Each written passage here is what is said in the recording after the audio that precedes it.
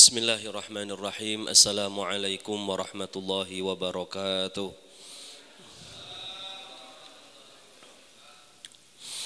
Innal hamdalillah nahmaduhu wa nasta'inuhu wa nastahdihi wa nastaghfiruh wa na'udzu billahi min shururi anfusina wa min sayyiati a'malina may yahdihillahu fala mudilla lahu wa may yudlil fala hadiya lahu. Asyhadu an la ilaha illallah wahdahu la syarika lahu wa asyhadu anna sayyidana wa nabiyyana Muhammadan abduhu wa rasuluh la nabiyya wa la rasula ba'dah.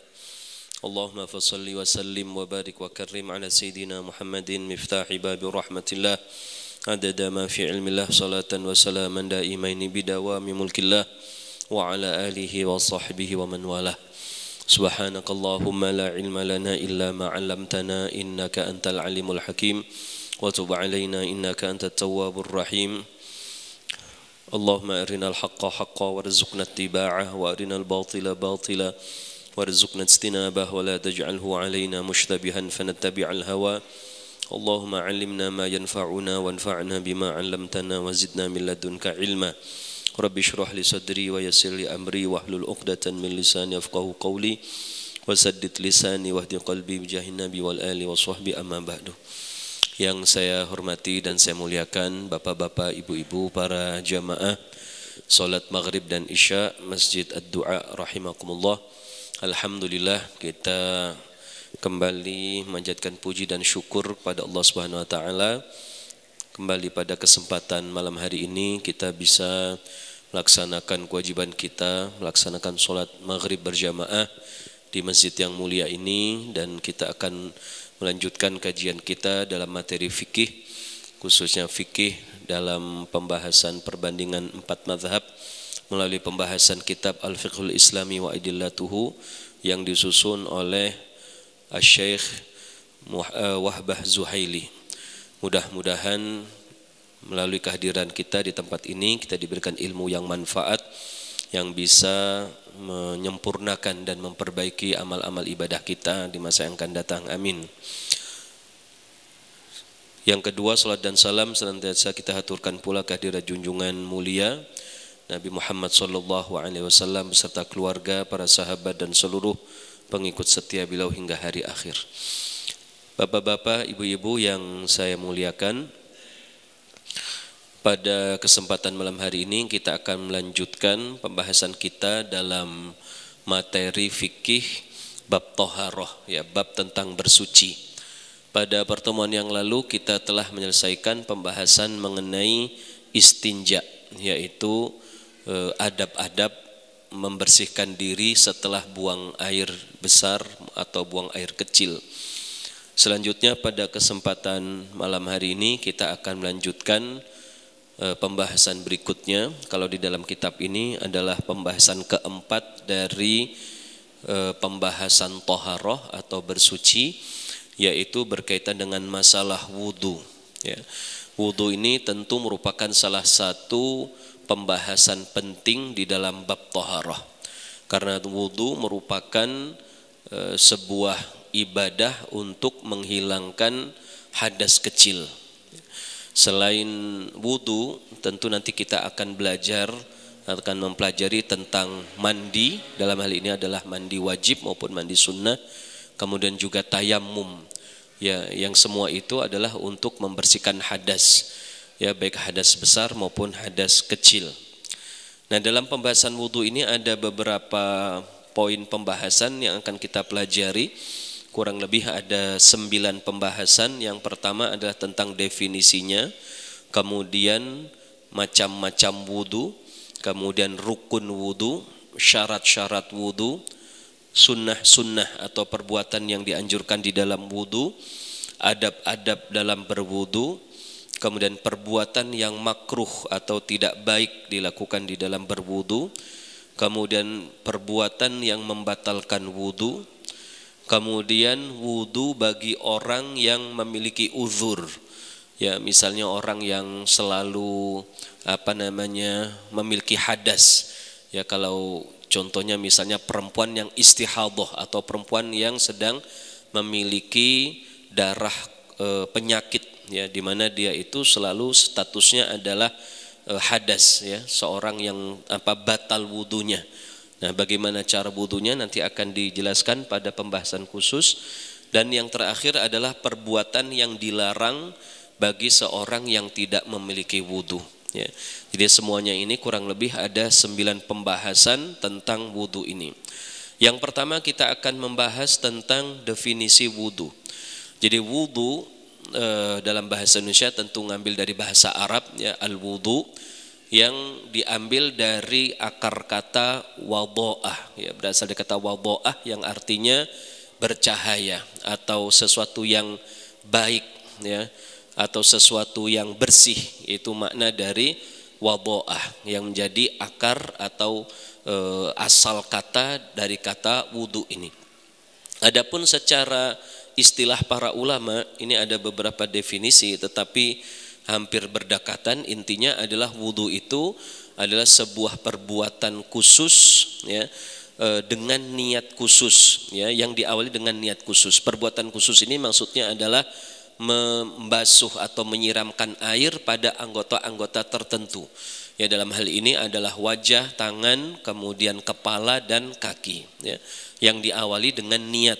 Yaitu adalah salah satu definisi yang disebutkan oleh para ulama.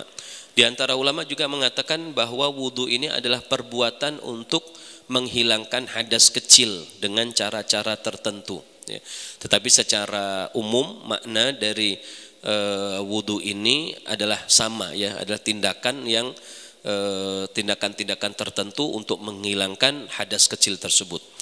Nah, wudu ini hadirin rahimakumullah, di sini dikatakan bahwa wudu ini diwajibkan atau diperintahkan oleh Allah Subhanahu wa taala adalah ketika Nabi SAW sudah ada di Madinah. Jadi setelah hijrah Nabi SAW. Ini salah satu pendapat ya. Pendapat yang lain mengatakan bahwa wudu ini sudah diwajibkan atau diperintahkan sejak kewajiban sholat 5 waktu. Kewajiban sholat 5 waktu ini tentu sudah Allah tetapkan sebelum Nabi hijrah, yaitu dalam peristiwa Isra dan Mi'raj ya. Sebagian dalam pendapat yang masyhur kita kira-kira terjadi pada tahun 10 Hijriyah, artinya 3 tahun sebelum Nabi hijrah ya, 10 kenabian 3 tahun sebelum hijrah. Itu juga ada pendapat ya, dikarenakan karena sholat itu salah satu syarat utamanya adalah bersuci atau wudu. Maka ketika perintah sholat itu Allah turunkan, maka sekaligus diperintahkan untuk melaksanakan wudu tersebut ya. Dan wudu ini hadirin rahimakumullah, para ulama bersepakat bahwa merupakan salah satu keistimewaan yang Allah berikan hanya kepada umatnya Rasulullah SAW. Jadi umat-umat terdahulu mereka juga melaksanakan sholat ya. Mereka seperti yang umum diketahui bahwa umat-umat terdahulu mereka juga sholat, mereka zakat, mereka puasa maupun haji ya. Tetapi untuk wudu ini hanya Allah Subhanahu wa taala turunkan perintahnya kepada umatnya Rasulullah sallallahu alaihi wasallam. Jadi menjadi salah satu hukum-hukum syariat yang diistimewakan untuk umatnya Rasulullah sallallahu alaihi wasallam. Nah, inilah rahimakumullah mengenai definisi wudu ya secara singkat. Selanjutnya adalah pembagian wudu. Yang dimaksud pembagian wudu di sini dalam pembahasan para ulama adalah pembagian wudu berdasarkan hukum-hukum wudu itu sendiri. Jadi secara hukum asal wudu itu sebenarnya hukumnya adalah wajib. Karena seperti yang tadi disampaikan, wudu ini merupakan syarat utama dalam melaksanakan sholat. Ya, dan sholat itu hukum sholat 5 waktu tentunya itu adalah hukumnya wajib. Maka wudu ini pun hukum asalnya adalah wajib. Namun demikian wudu bisa juga berubah status hukumnya itu kepada hukum-hukum yang lain. Maka ada kalanya wudu itu hukumnya sunnah saja ya, misalnya wudu untuk orang yang mau tidur misalnya hadirin ya, dan lain sebagainya nanti akan kita jelaskan. Juga kadang-kadang wudu itu bahkan hukumnya adalah haram ya, tidak boleh Ya, misalnya wudu dengan menggunakan air curian misalnya seperti itu, maka wudunya itu adalah wudu yang haram, ya, wudu tapi dia malah mendapatkan dosa.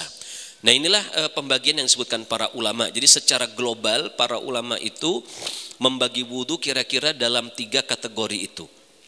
Yang pertama adalah wudu yang wajib, ya, kemudian wudu yang sunnah, dan ada wudu yang haram, ya. Tetapi sebagian ulama seperti yang akan kita bahas sekarang, ya, kita menggunakan pendekatan dalam mazhab Hanafi. Dalam mazhab Hanafi ini lebih detail lagi. Jadi wudu menurut mazhab Hanafi itu bisa menjadi 5 jenis hukum. Yang pertama mereka sebut wudu yang fardu, ya, wudu yang hukumnya fardu. Kemudian yang kedua wudu yang hukumnya wajib.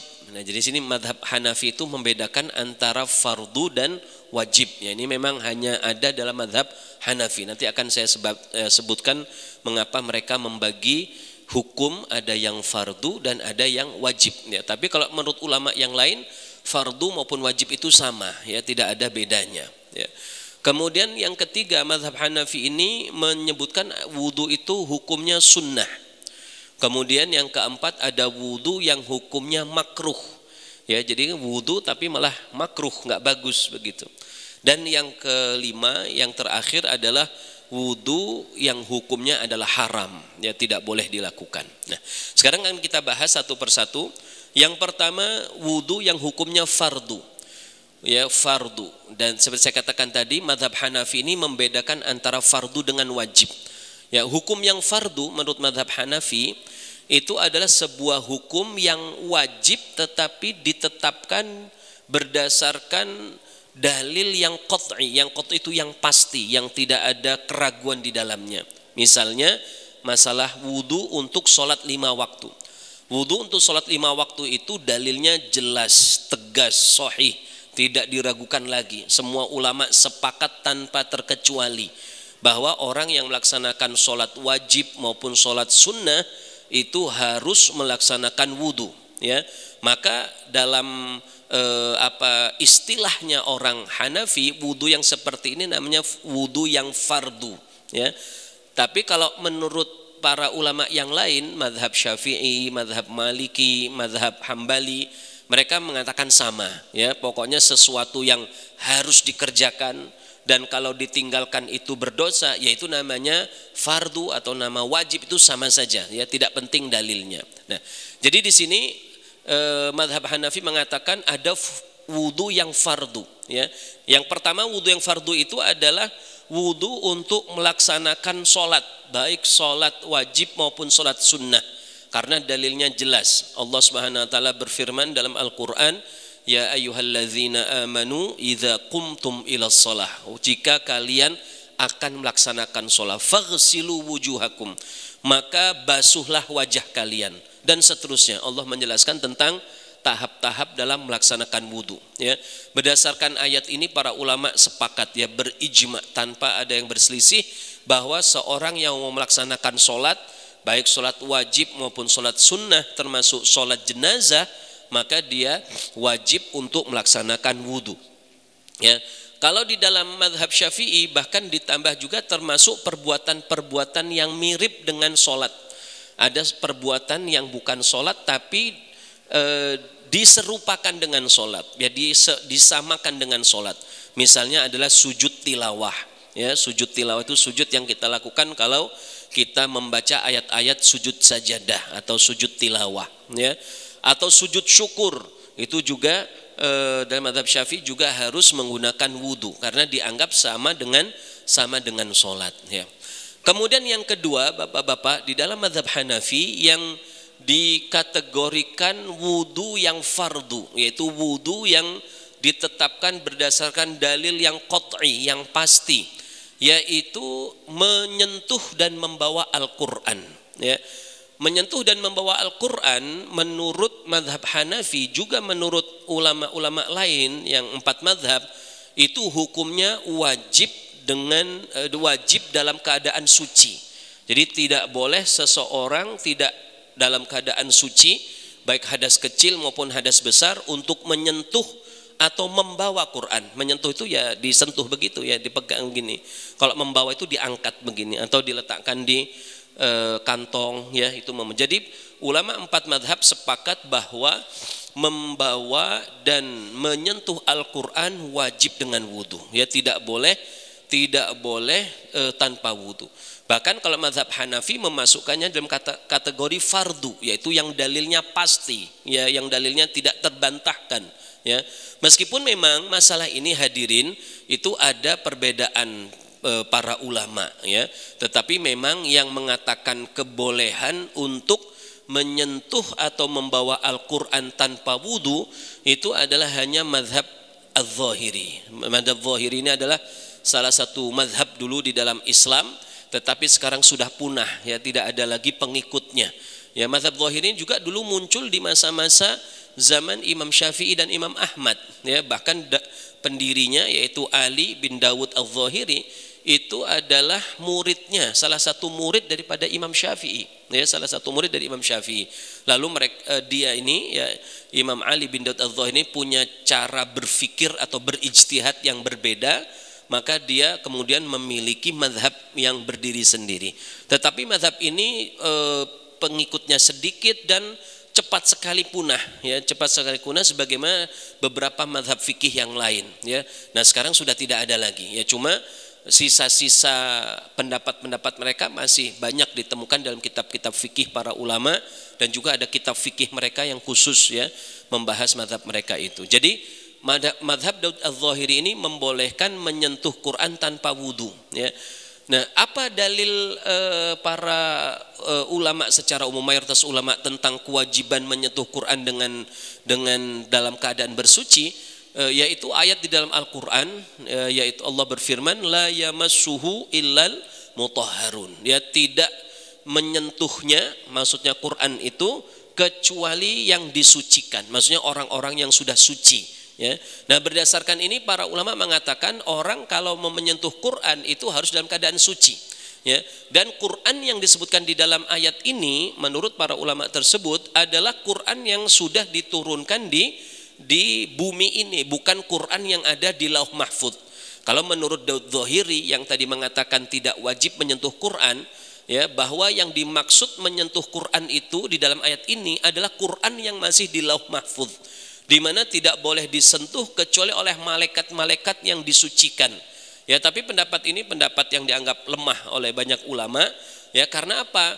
Karena ayat setelahnya, setelah ayat ini menegaskan bahwa Quran yang tidak boleh disentuh tersebut merupakan Quran yang sudah diturunkan ya, di mana Allah Subhanahu wa taala berfirman ya, la yamassuhu illal mutahharun, tidak boleh menyentuhnya kecuali orang yang disucikan. Tanzilum mir rabbil alamin, yang Quran itu telah tanzil, yang sudah diturunkan mir rabbil alamin, dari Tuhan semesta alam ya. Nah dari potongan ayat yang kedua inilah kemudian para ulama secara tegas mengatakan bahwa Quran yang tidak boleh disentuh itu adalah Quran yang memang sudah diturunkan ke muka bumi ini, sudah diterima oleh Rasulullah Shallallahu Alaihi Wasallam. Begitu juga berdasarkan hadis di mana Rasulullah Shallallahu Alaihi Wasallam suatu ketika beliau menulis surat kepada salah seorang sahabatnya ya, yang ketika itu menjadi gubernur. Ditertulis di situ la yamassul Qur'ana illa tahir. Beliau menyebutkan salah satu poin hukum atau nasihat ya yang disampaikan itu adalah ya la yamassul Qur'an, tidak boleh menyentuh Quran illa tahir, kecuali orang yang sudah suci ya. Nah berdasarkan disinilah kemudian para ulama dari 4 mazhab sepakat bahwa menyentuh Quran itu harus dalam keadaan suci. Kalau tidak dilakukan maka berdosa, dia megang Quran tanpa suci maka hukumnya itu adalah berdosa. Nah inilah jenis yang pertama dari jenis wudu, yaitu wudu yang statusnya adalah fardu, yaitu yang kalau dalam istilah mazhab Hanafi yang ditetapkan berdasarkan dalil yang qat'i, yang tegas, yang pasti ya, yang tidak ada keraguan di dalamnya. Kemudian yang kedua adalah wudu yang statusnya wajib. Jadi yang pertama fardu, yang kedua wajib ya. Dan seperti yang saya katakan tadi, Kalau menurut mayoritas ulama tidak dibedakan antara yang fardu dan wajib, itu semuanya sama. Tapi kalau dalam mazhab Hanafi dibedakan. Kalau fardu itu dalilnya yang qat'i, yang jelas, yang tegas. Tapi kalau yang wajib itu adalah untuk hukum-hukum yang berdasarkan dalil yang dhanni, yang masih mengandung kadang-kadang keraguan, ya, yang tidak tegas. Apa contohnya wudu yang wajib ini dalam istilah mazhab Hanafi? Yaitu wudu untuk orang yang melaksanakan tawaf, ya. Tawaf seperti kita ketahui, ya, ketika umroh atau haji atau tawaf sunnah, menurut mazhab Hanafi orang yang mau melakukan tawaf itu diperintahkan untuk berwudu. Tetapi kalau dia tidak berwudu, tawafnya tetap sah, ya, tetap sah. Tapi ada konsekuensi hukum, yaitu orang tersebut harus membayar dam, harus membayar hukuman, ya, menyembelih kambing, atau bahkan kalau dia tawafnya itu dalam keadaan hadas besar, ya, dia misalnya junub atau perempuan haid, ya, maka orang tersebut wajib membayar unta. Damnya itu dam berat, ya, membayar unta. Kalau dia tawafnya tidak pakai wudu, maka cukup menyembelih kambing. Tapi kalau tawafnya itu karena hadas besar, maka harus menyembelih unta. Nah, ini dalam pandangan mazhab Hanafi seperti itu, ya. Jadi saya ulangi, mazhab Hanafi ini berpendapat tawaf itu perlu pakai wudu. Tapi kalau ada yang tidak pakai wudu, tawafnya tetap sah. Cuma dia terkena hukuman harus menyembelih kambing kalau tadi tawafnya karena hadas kecil, nggak punya wudu, ya. Tapi dia harus menyembelih unta kalau tadi tawafnya itu dengan hadas besar, misalnya dia junub atau perempuan haid, ya, gitu. Kalau dia sudah bayar hukuman, maka wudunya sah, begitu. Tapi kalau menurut para ulama yang lain dari 4 mazhab yang lain, yaitu mazhab Maliki, mazhab Syafi'i, dan mazhab Hambali, mereka sepakat bahwa tawaf itu harus pakai wudu, ya. Kalau nggak pakai wudu, maka tawafnya tidak sah, ya. Apalagi kalau tawafnya hadas besar, tentu tidak sah, ya, dan tidak bisa ditutupi dengan membayar dam seperti dalam mazhab Hanafi, tidak bisa. Tawafnya harus diulang, ya, tidak sah tawaf tanpa wudu itu. Apa yang menjadi dalil mereka? Sebenarnya dalilnya sama, hadirin, cuma cara memahami dan menafsirkan dalil inilah yang kemudian membuat mereka berbeda, ya. Di dalam hadis Rasulullah SAW mengatakan, at-tawafu bil baiti salatun. Tawaf di sekitar rumah, maksudnya adalah Ka'bah, itu salatun, adalah salat, ya. Jadi dianggap Nabi seperti salat, ya. Illa annallaha qad ahalla fihi nutq. Hanya saja Allah membolehkan dalam tawaf itu untuk berbicara. Jadi kalau kita sedang tawaf, kita mau ngobrol sama teman kita kan boleh, nggak batal, ya. Beda dengan kita kalau lagi sholat, kita sholat berjamaah terus kita ngobrol sama teman kita, tentu batal, ya. Jadi yang membedakan itu. Nah, jadi di sini ada titik kesamaannya bahwa tawaf dan sholat itu sama. Makanya dari sini para ulama menyimpulkan bahwa orang kalau mau tawaf harus punya wudu dulu, harus suci dulu, ya. Kalau tidak suci, maka tawafnya tidak sah. Sebagaimana orang kalau sholat tidak suci, maka sholatnya juga tidak sah, ya. Nah, cuma mazhab Hanafi ini cara pikirnya lain, ya. Jadi kalau mazhab Hanafi itu betul bahwa tawaf itu seperti sholat, ya, tapi kan hanya seperti mirip, ya.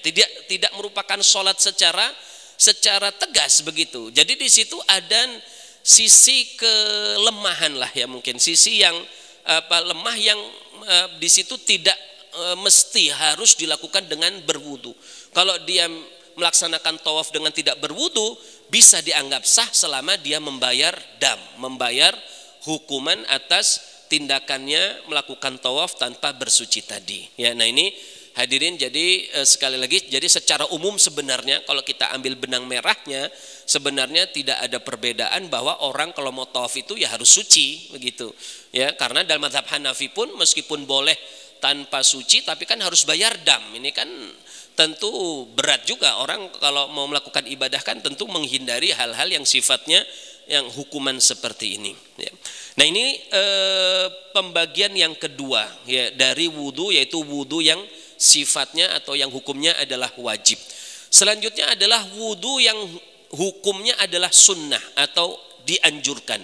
Nah inilah yang pembahasannya sangat banyak ya. Sebagian ulama itu menyebutkan dalam jumlah yang masya Allah banyak lah ya. Di sini akan disebutkan sebagiannya.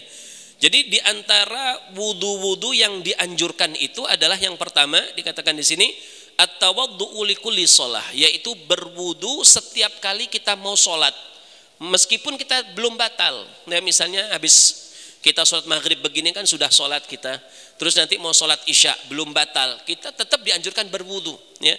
Dan itu lebih afdol. Rasulullah SAW menyebutkan di sini, laula an asyqa ala ummati, seandainya aku tidak khawatir memberatkan umatku, la amartuhum inda kulli sholatin biwudu, saya akan perintahkan setiap kali mau sholat untuk berwudu ya.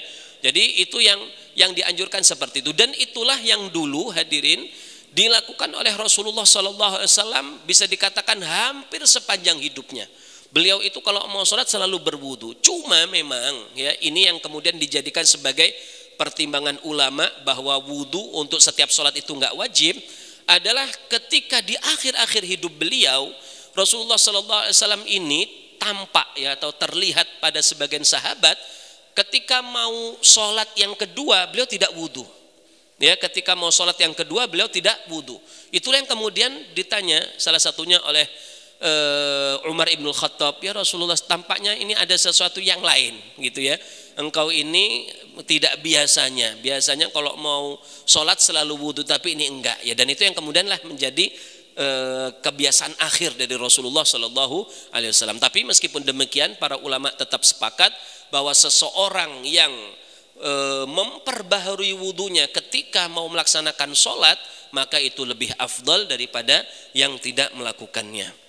Yang kedua hadirin rahimakumullah adalah kita juga dianjurkan berwudu ketika akan menyentuh atau memegang kitab-kitab yang berisi ilmu-ilmu syariat seperti kitab fikih ya, kitab hadis, kitab tafsir. Itu dianjurkan kita memegangnya dengan berwudu ya, dianjurkan.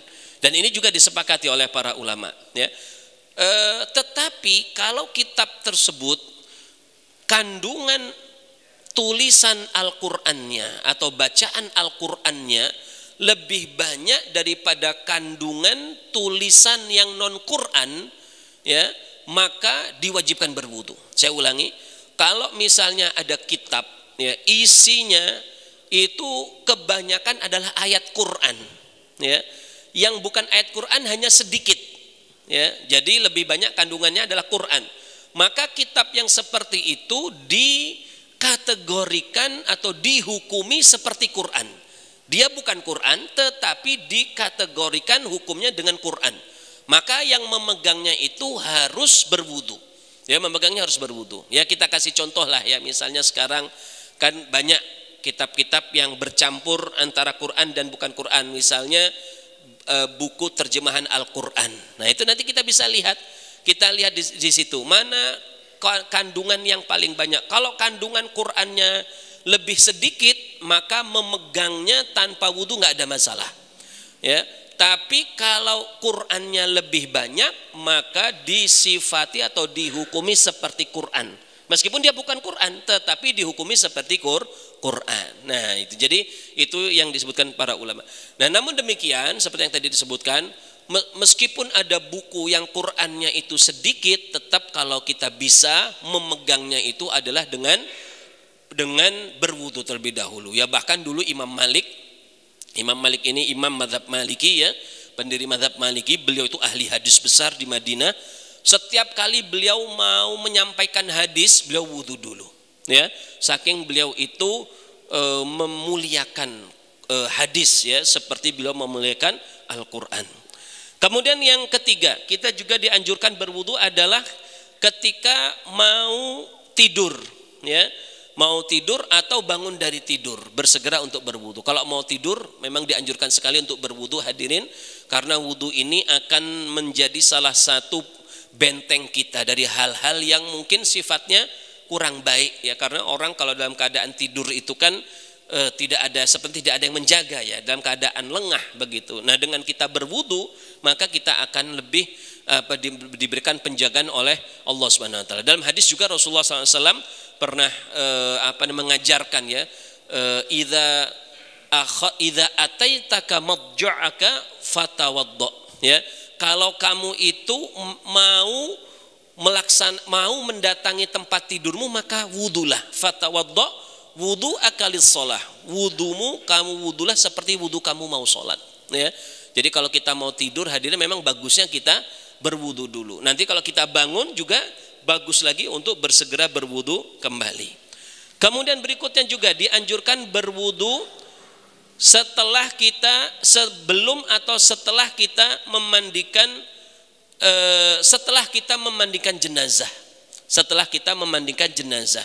Jadi kalau ada orang yang memandikan jenazah atau membawa jenazah, maka setelahnya dianjurkan untuk berwudu. Ya, ini dianjurkan. Sebenarnya nggak batal dia, tapi cuma dianjurkan berwudu. Begitu juga dianjurkan berwudu adalah jika seseorang dalam keadaan junub, kemudian mau makan, mau minum, atau mau tidur, atau mau bercampur lagi dengan istrinya, maka dalam semua keadaan itu dianjurkan kita untuk berwudu ya. Jadi kalau kita dalam keadaan junub hadirin ya, maka kita berwudu dulu ya. Junub ini adalah hadas besar yang diakibatkan karena bercampur dengan istri atau kita mengeluarkan sperma. Tapi kalau hadas besar yang diakibatkan oleh haid itu bukan junub namanya. Nah, orang haid ini kalau berwudu tidak ada gunanya ya, karena jangankan wudu, mandi wajib bagi seorang perempuan yang haid itu pun nggak ada gunanya kan, nggak bisa menghilangkan, nggak bisa mensucikan haidnya ya, apalagi hanya sekedar wudu yang merupakan toharoh atau bersuci yang ringan gitu. Jadi kalau seorang dalam keadaan junub habis bercampur lalu dia mau makan, mau minum, nggak ada masalah, cuma bagusnya wudu dulu. Hal ini berdasarkan beberapa hadis, diantaranya Aisyah berkata, kana Nabi sallallahu alaihi wasallam idza kana junuban. Nabi sallallahu alaihi wasallam itu jika dalam keadaan junub, fa arada ayyakul aw yanam, maka dan ketika beliau mau tidur atau mau makan, tawaddo, beliau wudu dulu ya. Jadi kadang-kadang Nabi habis campur dengan istrinya tidak sempat mandi, karena mandi di zaman itu kan agak repot hadirin. Belum ada kamar mandi seperti zaman kita ya. Airnya juga harus disiapkan dan lain sebagainya. Maka beliau kadang-kadang kalau terpaksa memang tidur setelah bercampur, minimal yang beliau lakukan itu adalah berwudu ya. Dan ini yang kemudian disimpulkan para ulama sebagai hukum yang dianjurkan bukan yang diwajibkan.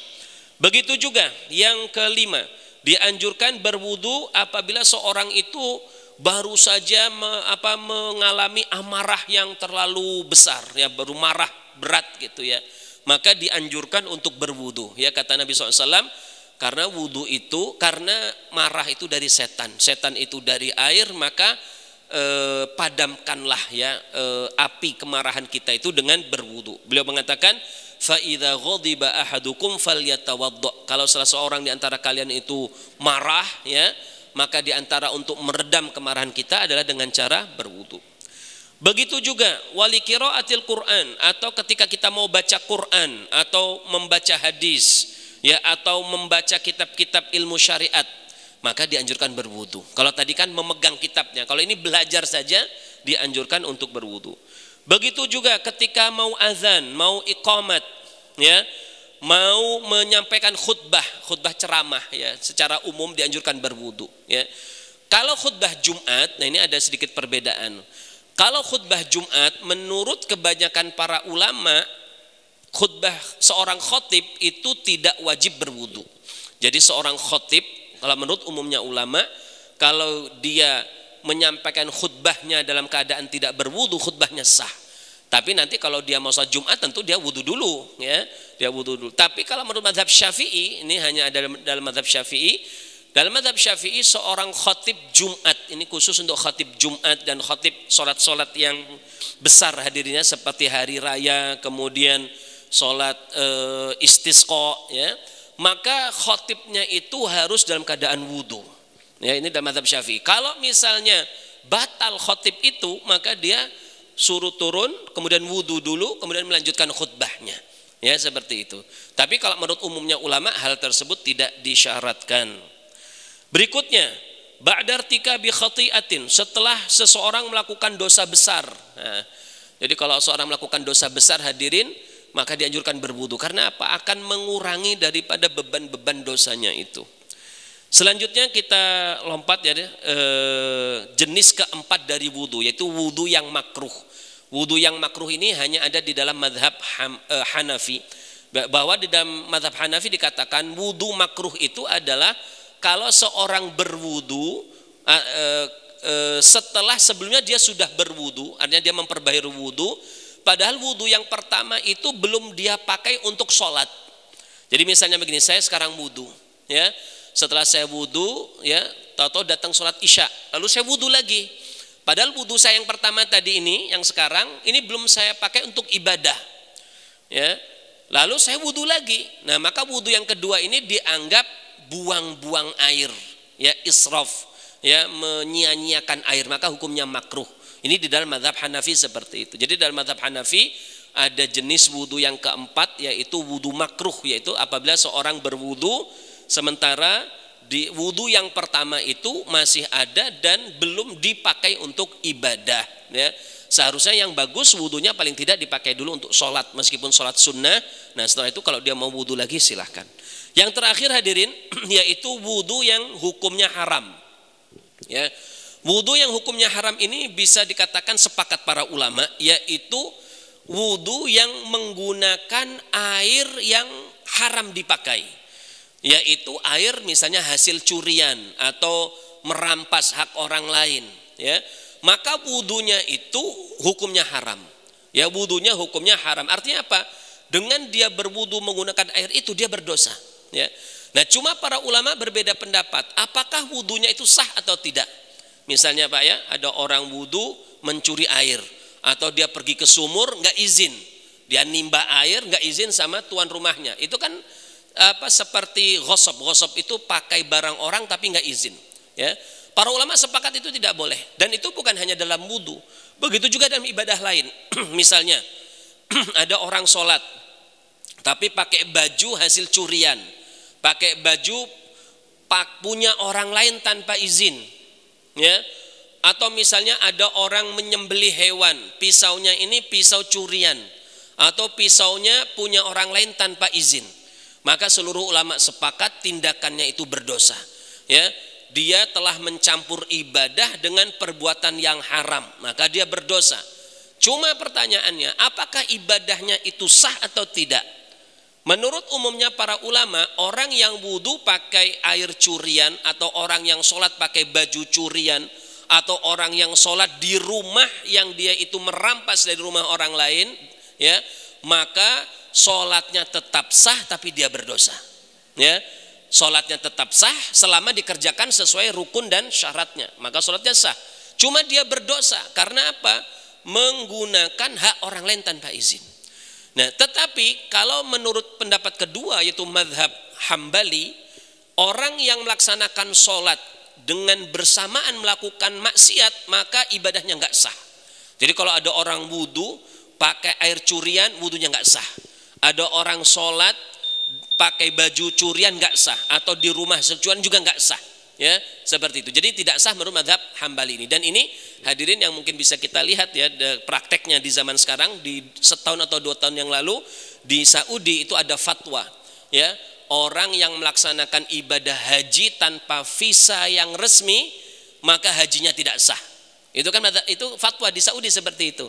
Itu adalah berasal dari apa namanya, teori ini. Jadi dalam mazhab Hambali itu ibadah yang di dalamnya bercampur dengan kemaksiatan maka ibadahnya nggak sah, gitu. Nah, orang yang haji tanpa visa kan tanpa izin, berarti dia masuk ke Saudi tanpa diizinkan oleh otoritas pemerintah Saudi, maka dia sama saja datang ke sana itu dengan cara yang maksiat. Maka menurut mazhab Hambali hajinya atau umrohnya itu tidak sah. Tapi menurut umumnya ulama tetap sah, tetapi tetap berdosa, ya, seperti itu. Baiklah rahimakumullah, karena waktu Isya telah datang. Demikianlah pembahasan kita berkaitan dengan wudu dan pembagiannya. Insyaallah pada pertemuan yang akan datang kita akan bahas pembahasan yang cukup panjang, yaitu berkaitan dengan rukun-rukun wudu. Mudah-mudahan dalam kesempatan depan kita bisa hadir dalam majlis ini. Ini saja yang bisa saya sampaikan. Mudah-mudahan ada manfaatnya. Mohon maaf atas segala kekurangan. Aku qouli hadza wa astaghfirullah li wa lakum. Wassalamualaikum warahmatullahi wabarakatuh. Kisah inspiratif.